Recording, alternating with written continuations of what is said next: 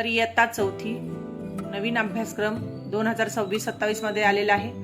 त्याचं वार्षिक नियोजन पत्रक मी माझ्या पद्धतीने करण्याचा प्रयत्न केलेला आहे।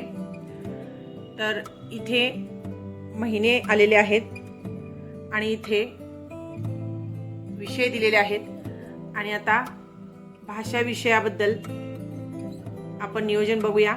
तर सर्वात प्रथम मी तुम्हाला सांगू इच्छिते की या वर्षीपासून आपल्याकडे चौथी स्कॉलरशिप सुरू करण्यात येणारच आहे।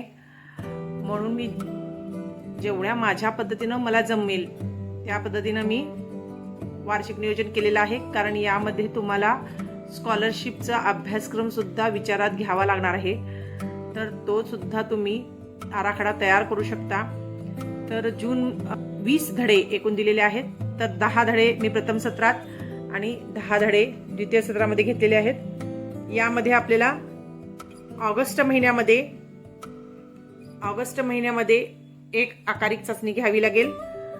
ऑक्टोबर महिन्यामध्ये प्रथम सत्र परीक्षा आणि नोव्हेंबर महिन्यामध्ये पहिल्या 15 दिवसातच दिवाळी आहे, त्याचाही विचार करावा लागेल। आणि नंतर जानेवारी महिन्यामध्ये आकारिक चाचणी 2 आणि एप्रिल महिन्यामध्ये द्वितीय सत्र परीक्षा आपल्याला घ्यायची आहे।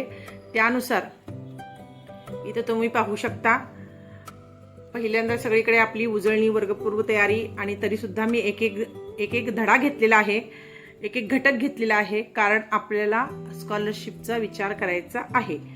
त्यामुळे जून महिन्यामध्ये मी पहिला धडा घेतलेला आहे, जुलै महिन्यामध्ये दुसरा आणि तिसरा, त्याचप्रमाणे भाषिक उपक्रम आणि व्याकरण म्हणजेच याचा आपल्याला विचार करावा लागणार आहे। ऑगस्ट महिन्यामध्ये 2 धडे, सप्टेंबर महिन्यामध्ये 2 धडे आणि ऑक्टोबर महिन्यामध्ये 3 धडे आहेत आणि त्यानंतर आपली प्रथम सत्र परीक्षा आहे।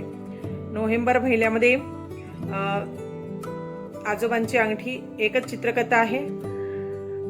त्यानंतर डिसेंबर मध्ये 2 धडे घेतलेले आहेत, जानेवारीमध्ये 3 आणि फेब्रुवारीमध्ये 2 आणि मार्च मध्ये 3।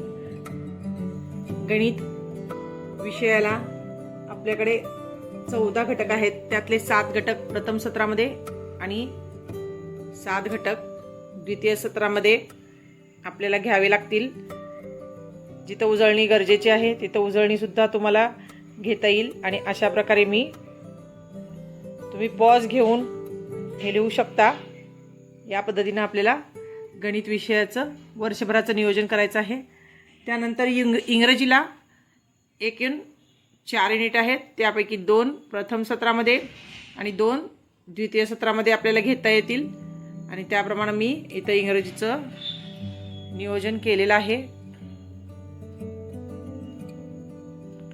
अशा पद्धतीनं 4 युनिट आपल्याला यामध्ये घ्यायचे आहेत आणि ते एप्रिल प्रमाणे त्याचं नियोजन आहे। त्यानंतर परिसर अभ्यास 1 आणि परिसर अभ्यास 2 एकूण चौथीला एवढे विषय आहेत, त्याचं नियोजन करायचं आहे। आणि परिसर अभ्यास 1 मध्ये आपल्याला 18 धडे आहेत, 9 धडे पहिल्या सत्रात आणि दुसऱ्या सत्रामध्ये 9 धडे। पहा, पहिला धडा जून मध्ये एक घेतलेला आहे, त्यानंतर जुलैमध्ये 2 धडे, ऑगस्टमध्ये 2, सप्टेंबरमध्ये आकारिक चाचणी झाल्यानंतर सप्टेंबरमध्ये 2 धडे, त्यानंतर ऑक्टोबरमध्ये 1 धडा आणि उजळणी घ्यायची आहे। नोव्हेंबर दिवाळी आहे, एकच धडा घेतलेला आहे।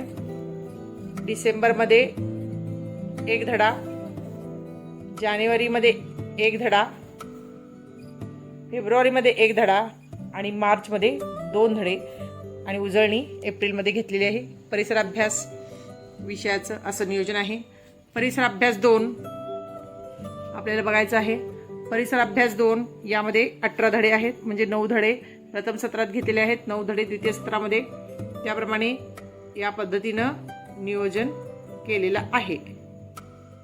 तर शिवाजी महाराजांचा इतिहास आहे यामध्ये आणि परिसर अभ्यास 2 या पद्धतीनं मी घेतलेला आहे। त्यानंतर कला आणि कार्यानुभव आणि शाशी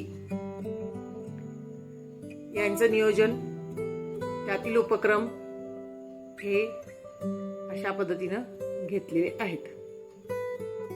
तर तुम्ही पॉज करून पुन्हा एकदा घेऊ शकता किंवा तुमच्या कामानुसार आणि विद्यार्थ्यांच्या आकलनानुसार तुम्ही तुमचे उपक्रम वर किंवा नंतर आधी असं सुद्धा घेऊ शकता आणि तुम्ही तुमचं स्वतःचं नियोजनसुद्धा या पद्धतीनं या माझ्या नियोजन पत्रकाची मदत घेऊन करू शकता. तर पूर्ण फोटोमध्ये तुम्हाला हे दिसणार नाही म्हणून मी व्हिडिओ करून हे पाठवत आहे. तर माझं हे नियोजन तुम्हाला आवडले असल्यास लाईक आणि माझ्या चॅनलला सबस्क्राईब नक्की करा. धन्यवाद.